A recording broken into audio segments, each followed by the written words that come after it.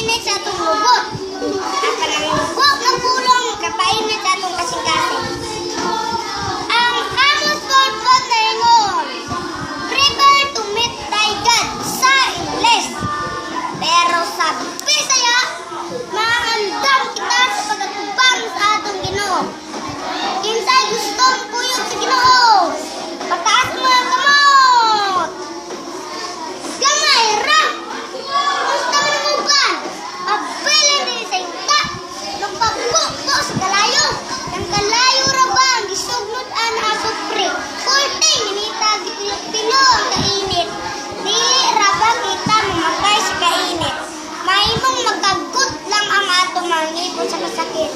Busa, dili kita magkomedya sa pag-alagad diri sa yuta. Minahal ko ang sunan di aking Kristo. Hugot bakos, lunod patay sa pag-alagad sa Ginoo. Ade ka kumlingkod, ako kamuniyoon nga muhalad ako.